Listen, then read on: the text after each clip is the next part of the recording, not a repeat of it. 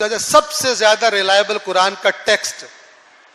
اور جب آپ قرآن کے ٹیکسٹ سے بہت اچھی طرح آپ کو انس ہو جائے گا, آپ اس کے مزاج آشنا ہو جائیں گے, آپ کو تفسیر کا پتہ چل جائے گا کہاں سے ڈنڈی ماری ہے اس نے, کہاں سے یہ ٹریک سے اترا ہے, آپ کو پتہ چل جائے گا. لیکن اگر آپ قرآن پڑھیں جی کون سی تفسیر پڑھیں, نہ پڑھو تفسیر بھائی. پہلے اللہ پہ اعتماد نہیں ہے آپ کو, تفسیر والے پہ اعتماد ہے آپ کو.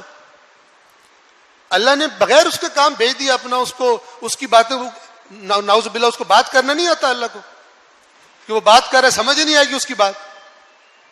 اللہ نے قرآن میں تدبر کا حکم دیا ہے, اور نہیں کہا کہ کسی انکل کو بلاؤ اور اس سے تدبر کرواؤ آ کر. نہیں, اللہ نے کہا تم پڑھو.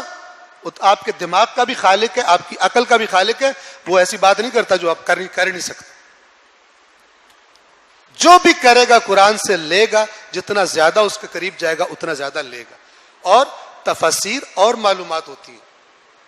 تفسیر مثلا ایک جس نے کام کیا ہے وہ آتا ہے اور آیت کو مثلا ذرا مثالیں دے کر طریقے سے کھول کے بیان کرتا ہے, ٹھیک ہے, لیکن اس میں ہوتا کیا, اس میں مسلک بھی پھر شامل ہو جاتے ہیں بہت سی آیت. لیکن وہ پتہ کس کو چلتا ہے, جس کا متن قرآن کے ساتھ اچھا گہرا رشتہ ہو. متن قرآن کے ساتھ رشتہ تو کیا ادھر دیکھتا ہی کوئی نہیں, وہ صرف ثواب کے لیے.